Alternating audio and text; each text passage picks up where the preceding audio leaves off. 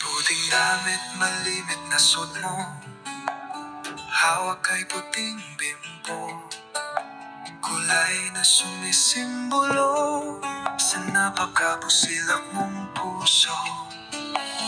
Boses mong malumanay na nakiaplos ng isang kamay. Sa bagal na balik at tumantay, bagong pag-asa ang alay. Pusong malambot sa mga bata, espesyal sa iyong kalinga. Ayaw makitang lumuluha, nais agad sila'y maruga. Problema ng isang pamilya, emosyonal man yan o pera, agad nakaalalay ka. Sadyang ika'y kakaiba, mga nawawala sa katinuan, napapaamo at ika'y pinakikinggan. Yakap mo ang kanilang sandalan hanggang bumalik ang katinuan. Advokasya mo sa kabataan, maging huwaran sa lipunan. Kaya't libreng edukasyon inilaan nang madagdagan ng karunungan. Malimit tinukil-kil mo, sa utak dapat tumimo. Pagmamahal sa kapwa-tao, Diyos laging laman ng puso. Pagpapatawad at pagpapakumbaba, respeto para sa kapwa. Iwasan ang nakakasakit na salita, yan ang lagi mong winiwika.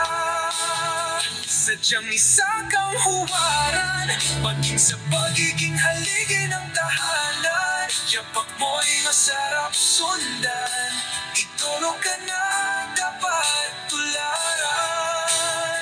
Para kang anghel na bumaba, hatid ay pag-asa sa balana. Maging sa tumutangis na kaluluwa na nagnanais na lumigaya. Boses mong malumanay na nakiaplos ng isang kamay. Sa bagal na balik at tumantay, bagong pag-asa ang alay. Pusong malambot sa mga bata, espesyal sa iyong kalinga. Ayaw makitang lumuluha, nais agad sila'y maruga.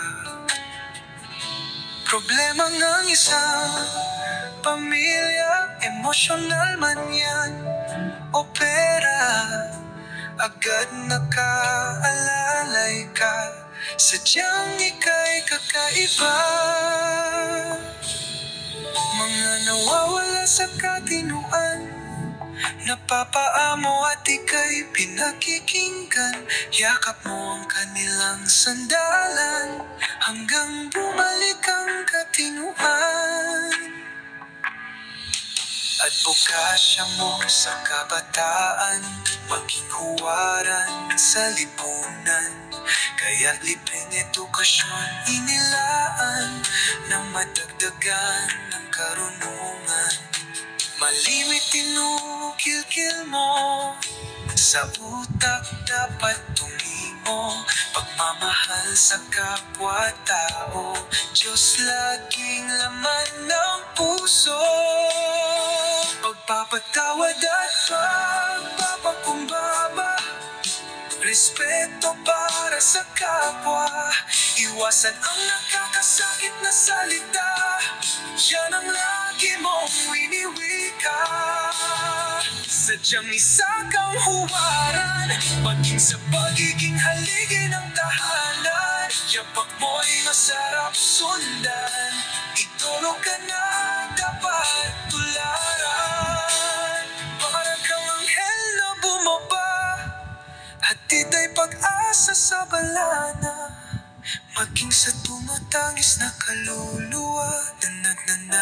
nais na lumigaya.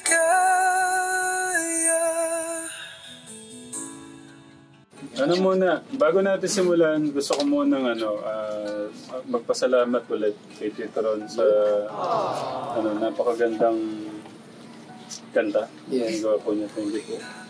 Simulan natin, Tatay Ram, sa tanong, Tito Ron, kailan po kayo sa abot ng inyong naalala, kailan po kayo nag-umpisang sumuporta kay Tatay Ram? Siguro mga po, late 2020, mga last quarter po of 2020. So nakakasubaybay na po. Pero alam mo po yung bali ang naging turning point po nun, kaya na-divert po yung attention ko sa ating company. Yung na-share yung kwento ni Kuya. Kasi kung tutuusin po, Tatay Rams, isa yung ginagalawan natin yung time na first quarter of 2020. Nandun kayo tumutulong sa Batangas. Yes, sir. So mountaineering group ko rin po. Nasa isang mountaineering group po ako. Nandun din po kami. Usually nandun kami sa Batangas. Oh, nice. So from Santo Tomas, iikot po kami hanggang sa Calaca. Pabalik ng Tagaytay, gabi. Kumakatok sa mga pintuan. Nagtatanong kung ilang pamilya nandun. Minsan sa harapan ng gate, may nakalagay po doon na 5 families. Nakaano na agad. So alam mo na kung ano yung... Tapos tatanungin ko kung may mga bata dyan. Pag meron, pag may baby, magbibigay ng mga gatas. So ang iniikutan po natin, pareho lang po yun. Hindi magkalayo. Hindi po magkalayo. So hindi lang po, siguro, may mga times na nagpangabot siguro tayo sa isang lugar, pero alam mo yung ang focus po natin is yung sa pagtulong. So usually po kapag kaganin, dahil sa kulang yung oras, hindi mo na minsan nabibigyan ng time yung kapareho mo na minsan. Thank you po, Sir Ron. At kailan naman po, Sir Ron, like, tawag dito, yung naging, kasi may level ng support ang tao eh. Meron nung viewers lang, pero meron nung talagang naglaan talaga ng panahon, ng oras, ng effort. Alam mo yun, para talaga extra miles na support sa naalala nyo. Kailan umabot sa ganun? Bigyan na lang natin ang mismong date mo. April 9 of 2021 po, ipinanganak yung grupo namin na Tekram Pinoy's Odds. So, magmula po nun, pero before that po, nandun na po yung nandun na po yung Support. Yung support namin. So, aware po kami, di ba si Ma'am Gwen po is nasa vlogging din siya. So, alam po namin na yung hindi pag-skip ng ads, somehow it helps. Yes. So, ganun po yung ginawa namin. So, tulong kami. Yun na rin po yung nakita natin nag-boost ang Telegram community. Yes. So, yan. Then nakakatuwa po siya kasi alam mo, tulong-tulong. So, from then on po, dire-diretso po. And shoutout pala sa lahat po ng Tekram No Skip Ads po dyan, Tito Ron. Thank you po. Salamat po sa... Meron na po tayong 120,000 na page followers po. Wow!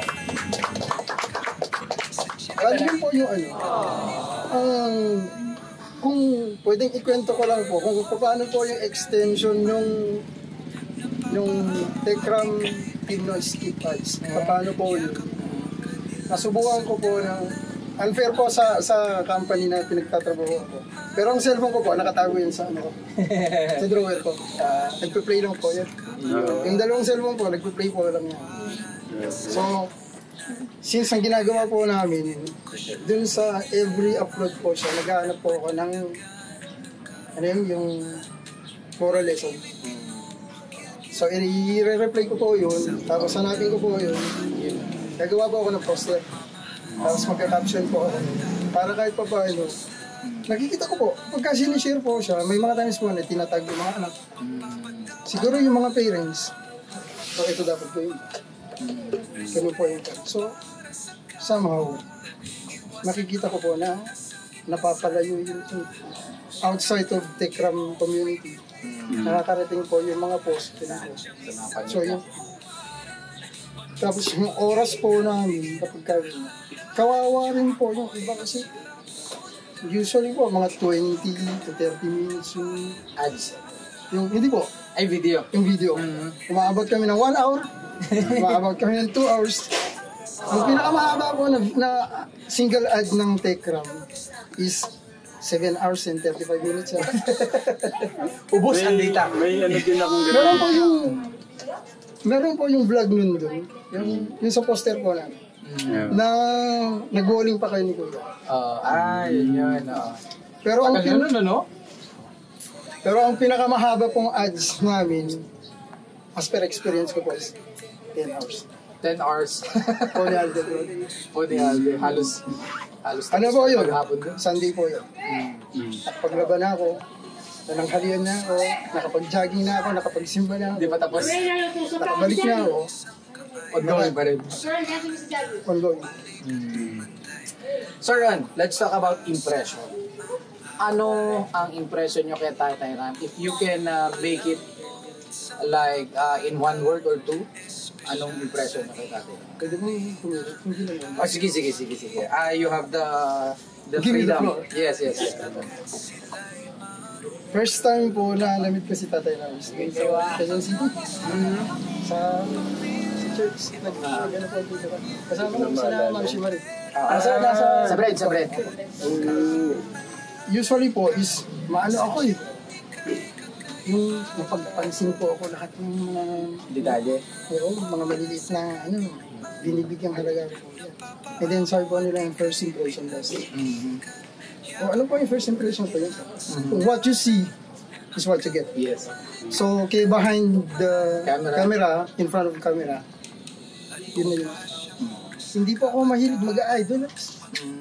Hindi po ako mahilig ng oras ko sa isang tao. Kasi meron pa akong sariling mundo. Ang mundo ko po is libro. Non-negotiable po tayo dyan kapag ako sa usapan libro. Pero ano po, nakita ko po kasi yung sincerity. Nakita ko yung consistency. And then yung iba po kasi kapag ka tumutulong, minsan dalawa, yung tapos na.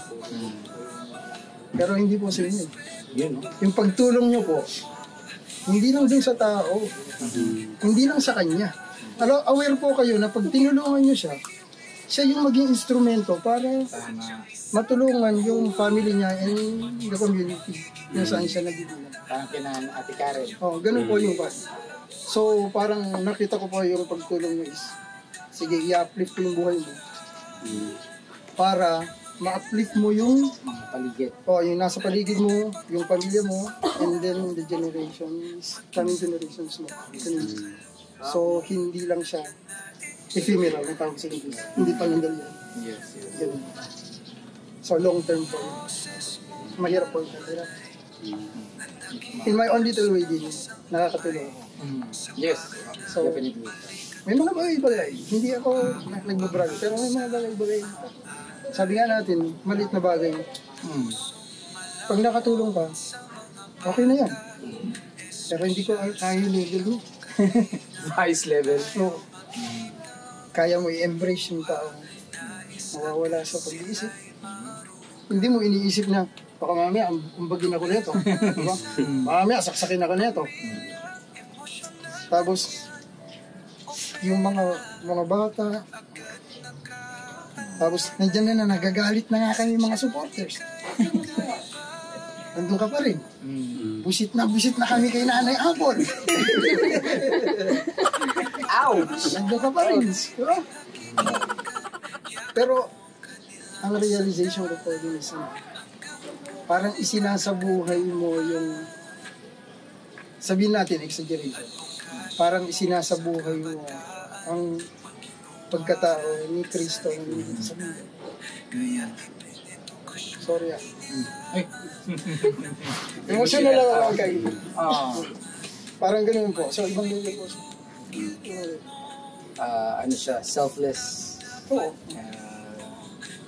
Servanthood. Siguro naman yung mga scholars is buhay silang patuloy. Buhay na patuloy. Kung hindi mo man napapanood si Tatay Ram, siguro nandun yung doubt na tama kaya yung buhay. Totoo kaya. Pero makikita mo, yung consistency ng pagtulong. Kaya yun sana ang ma-realize natin. Yun sana. So, yun. Kaya naman Tatay Ram, si Sir Ron, yung nung gumawa siya ng like preview dun sa kanyang kanta, I do believe na lahat ng mga kinuwang clip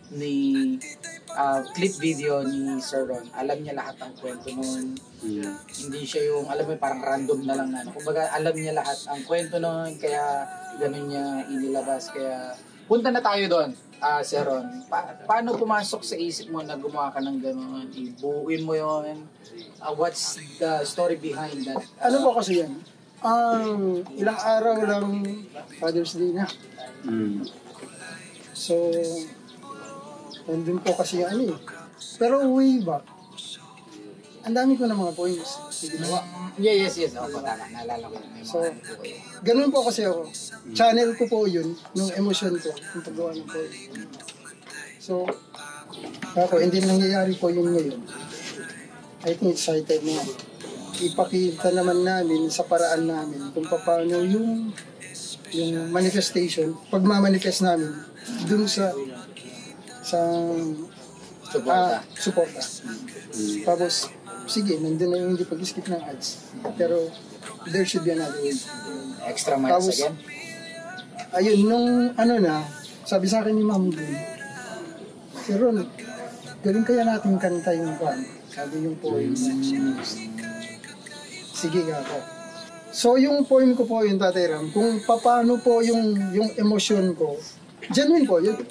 Hindi po ako gumagawa ng poem na para lang maano ko yun.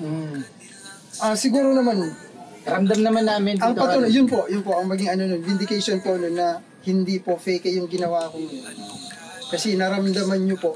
Ako po mismo nung pinarinig po sa akin yun, naging emotional ako. Iba pala yung poem ko kapag ka naging kayo. Tama, tama. Oo. So, kung paano yung pagkagawa, kasi sabi nga nila, parang kinikwento mo lang yung si Tatay Ram. O kasi nga, yun nga yun. So, hindi ko siya kailangan na pagandahin yung image niya. Kasi yun na siya. Yun eh. Oo. So, kailangan lang talaga niya, ilabas ko lang yung totoo. Meron bang mali dun sa ginawa ko? Meron bang fake dun sa sinabi ko? Wala. Kakatouch niya. Kung tutuusin nga po, kulang pa yun. Kasi, yung sequence po ng mga video, hindi po tama yun. Hindi po Like tama from yung old sequence. Hindi po, dapat yung paano yung paglabas sana ng lyrics. Yun sana ilalabas niya. Pero pasensya na lang po kayo. Ako lang po yun. Yeah. Yun pa lang pong effort na yun is... Honest po yung nagsabi sa akin na, ayan po yung patunay ho. Ayan dinosaur. Ay, ano ba yung sinabi ko? Ito po yung ginamit ko sa cellphone. Buntis po yung cellphone ko. Pero wait lang po, natanggap niyo na po ba yung pangako ni Tito Pora at ni Tatay Ram? Oo. Ayun. May mapupuntahan po yun. Walang fake hudo. Para maging transparent po ako. Wait lang, Tito Ron. And then natanong ko kasi, Tito Ron, san parang naano ko saan gagamitin. Natuwa naman ako, sabi niya, ba't wala kayong channel? Kasi ang ano ko lang, Meron siya. hindi, I mean sa YouTube. Ano lang po kasi yung tatanong, kasi di ba nasa mountaineering ako. Yeah. So usually, parang ano lang yun eh. Doon lang ako nagtatapon ng mga basura. Kapag ka sobra-sobra na yung ano lang po, pinapost ko lang doon. Tapos yung iba lang, yung parang meron akong gustong video na ginawa at gusto ko ma-immortalize, ilalagay ko lang doon. Parang storage ba? Oo, hindi po ako mahilig sa Yeah. Ang ano ko nga, magawan siya ng channel para ma-inspire niya yung ano. Kasi din siya, natulong din siya. Parang ano kasi Tatay Ram, I-share niyo nga po, Tito Ron, yung ginagawa niyong charity. sa amin po kasi sa Tekram No Skip Ads, hindi po kami yung mahilig na yun nandito. The tarpaulin and all that, yung mga cakes and all that, hindi po kami ganyan. Although, nung umpisa, ganun din po yung ginawa ni Ma'am Gwen. Tapos, nung tumagal na po, parang alam namin pagtulong. Bakit kaya hindi tayo mag-direct doon. No, pwede. So, ang ginagawa ni Ma'am Gwen nun, sa copies po kami nagkakandak ng ang tawag na ito, feeding program. Yeah. So, doon po nangyari. Tapos, sa akin naman, sa Apari. Ang last po na feeding program namin is August of last year. Bali yun po yung celebration ng birthday ng dalawang kuya, si Kuya Dave siya si Davis. So 3 days po yung feeding program ko dun sa probinsya. Pero hindi ko po hilig talaga. So, with that, Sir Ron, kami po yung nagpapasalamat, no? From the very beginning up until now, no? Lalo na itong nangyari, itong naging problema. Mas na-feel namin na Sir Ron yung pong solidong pagmamahal at tiwala, suporta po sa amin. Kaya naman, ayan, sana po naramdaman nyo rin ang aming pasasalamat sa inyo pong grupo at sino man po yung nire-represent po ni Sir Ron, no? Lalo na sa team No Skip Ads. Tekram No Skip Ads. Ayan, maraming pong salamat sa inyong lahat. At sana nga po, Sir Ron, ay mas magtagal at mas maging solido ang ating samahan. Lalo na dito sa larangan ng pagtulong sa mga kababayan natin. Asahan nyo po, nandun yung support na. Kasi, nag-iisa lang si Tatay Ron. Genuine po ito. Sir Ron, Sa harap o likod ng camera. dahil nandiyan na rin tayo, nabagit mo si Tatay, anong mensahe mo? Ang sa Si ating Tatay Ron, magpakatatag. Marami pang pagsubok darating natin. Yes. Sabi nga nila, the more na mas malapit ka sa Diyos, the more mas malapit yung pagsubok. Kung mahina ka sa pagsubok, lalayuan mo. Lalayan mo yung Diyos para lang hindi mo maramdaman yung maraming pagsubok. No.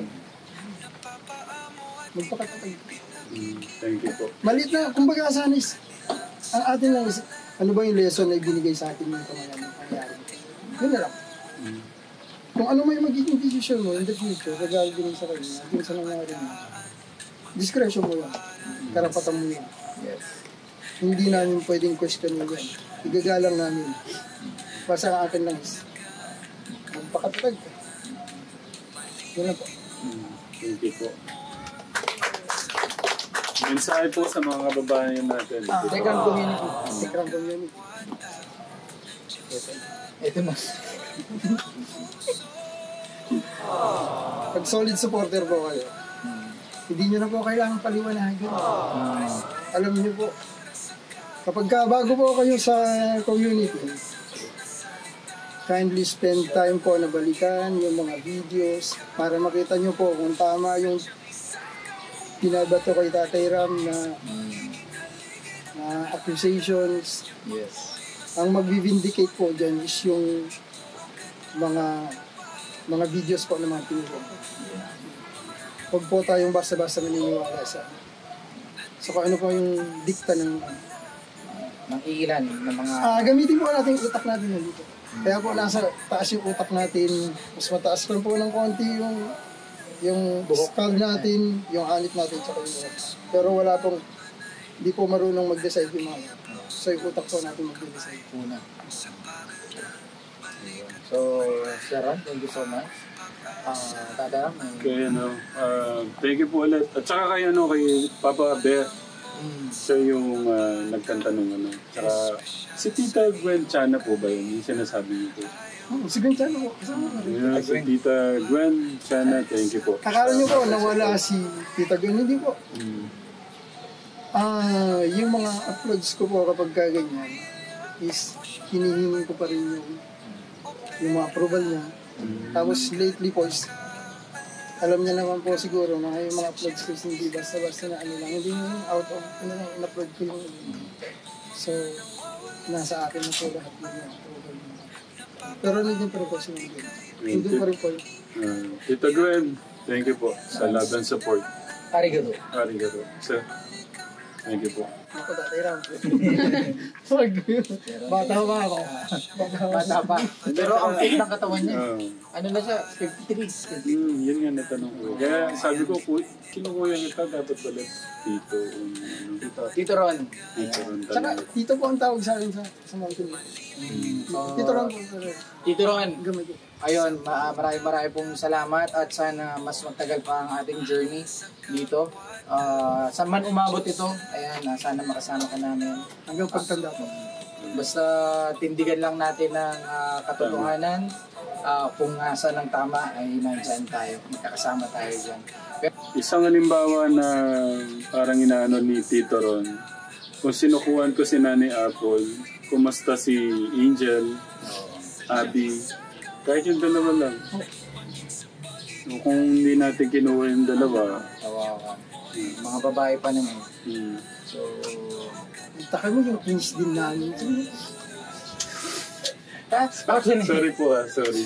Hindi, pero ano, tatiram kumbaga sana yung feelings namin.